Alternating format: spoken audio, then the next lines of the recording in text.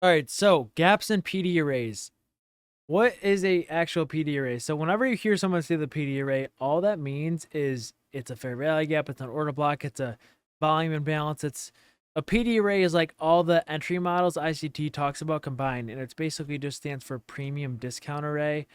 I don't go over premium discount in this course, but I will mention it and I will do a little lesson on it. Probably in I could do it in this video, so I'll probably do a little lesson on that in this video. That's fine. But whenever you hear the word premium discount array or PD array, it just stands for it's just another fancy term for like a entry model, like a fair value gap, order block, whatever it may be. Okay, so a lot of people don't understand that.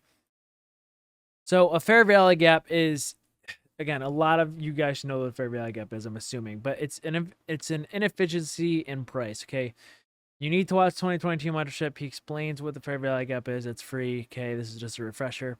So it can be used to fill or for entries. Okay, it all depends on where liquidity is. So a lot of times when people start seeing fair value gaps for the first time, they always think we have to bounce from them, and that is not the case.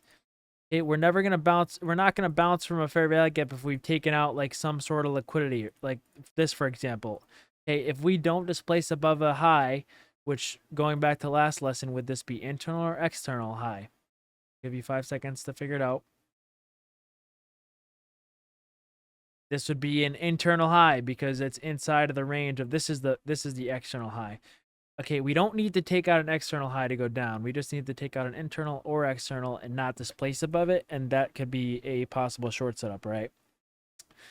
Now, when I explain what a fair value gap is, it's an inefficiency in price. It's not a supply and demand zone, all right? It's not a supply and demand zone. And it all depends on liquidity, whether you want it to be filled or for it to be used as an entry. So this one, I would expect this to be filled and then closed under because we took buy side, or we purged buy side is the proper term, and we did not displace above it. So this shows the market does not want to go higher if we barely sweep sell side.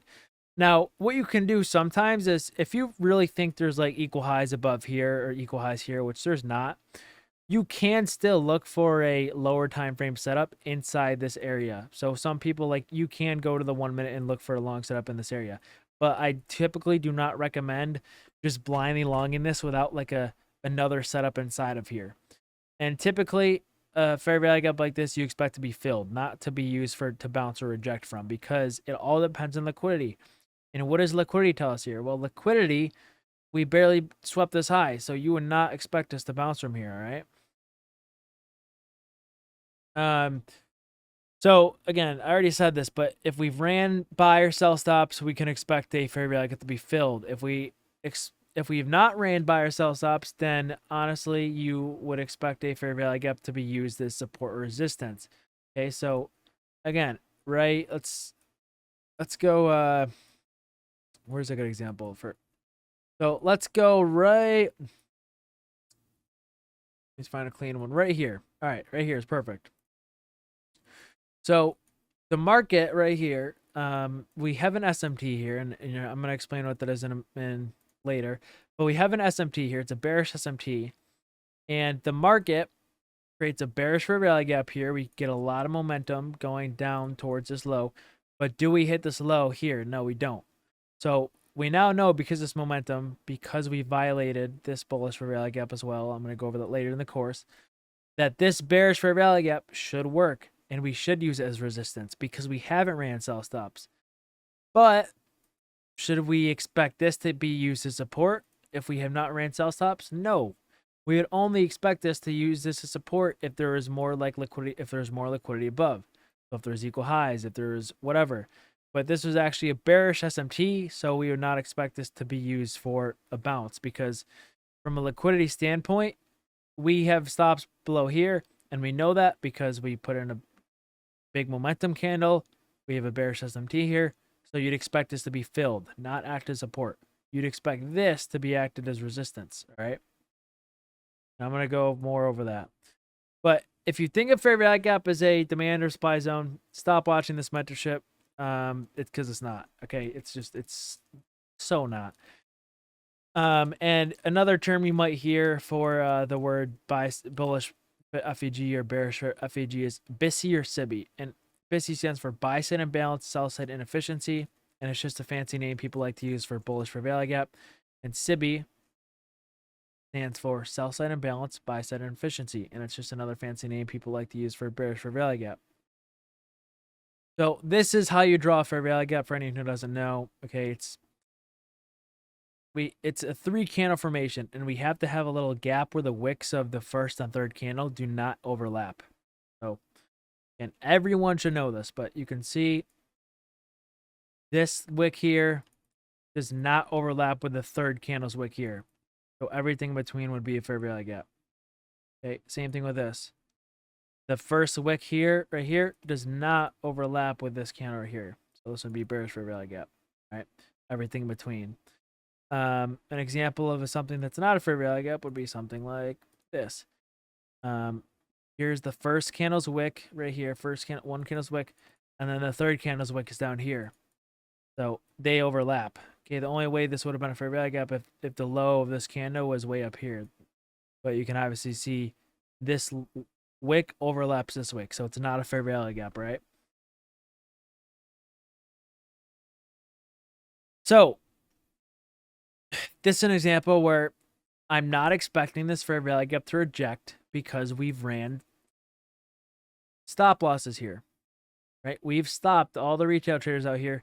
So why would we expect to go down and run it again?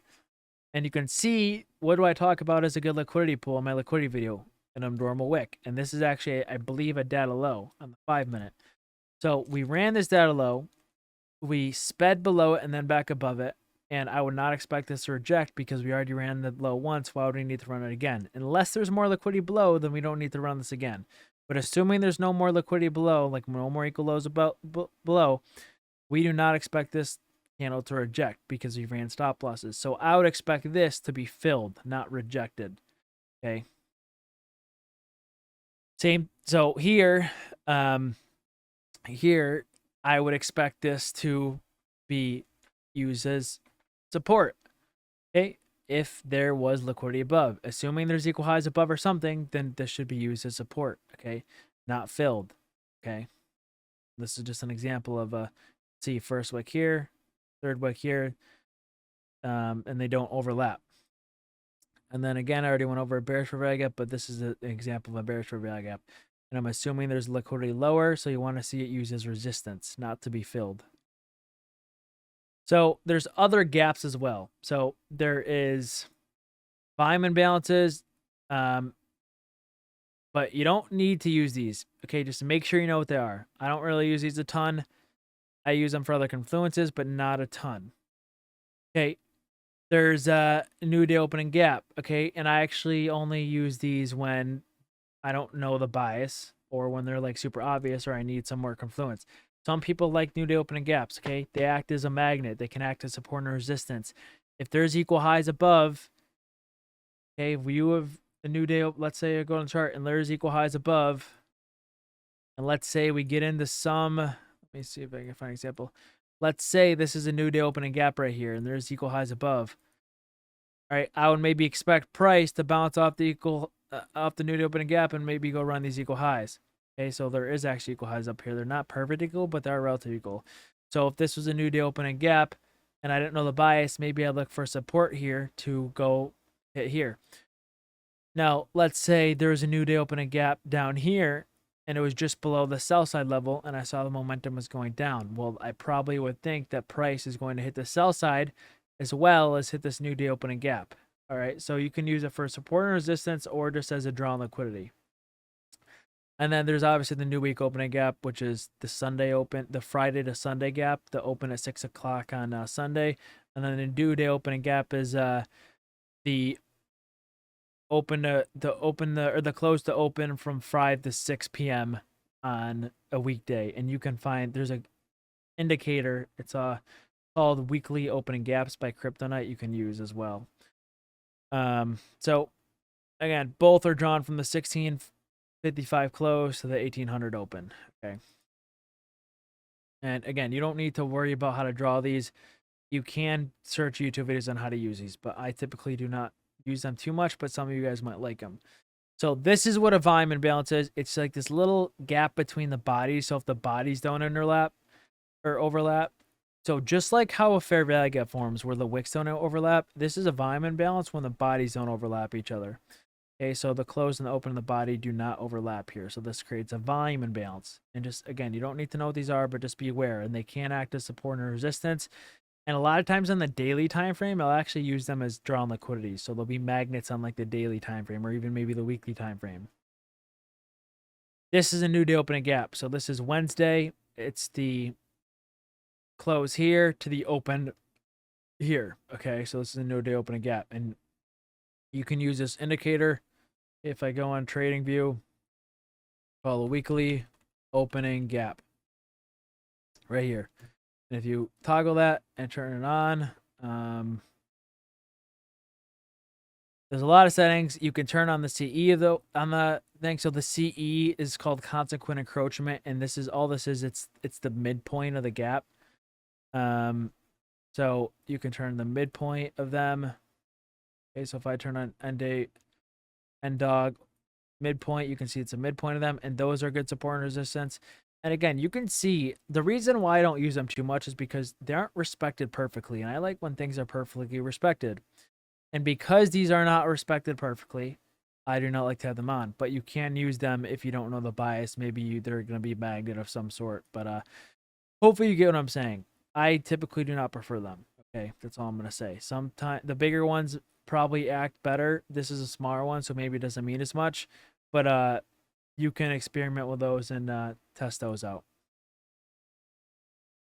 This is a new week opening gap, so you can see this is the Sunday open 1800. Okay, from the close, so it's a close to the open. Okay, it's on the, and this is on a 5-minute chart. So this is on a 5-minute chart to draw these.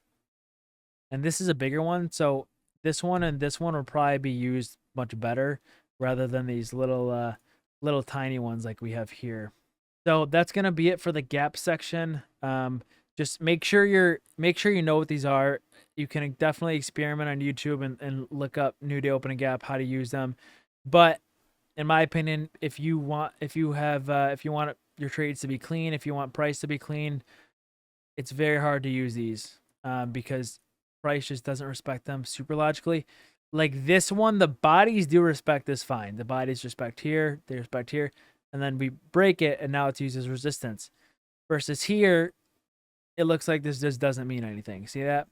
So I think the bigger ones are much better to use, but you can experiment with them. You can even see like this is disrespected here. Actually, it is kind of respected. So the candle closed under, retested as resistance, break back over. It's now support, bounce off it again.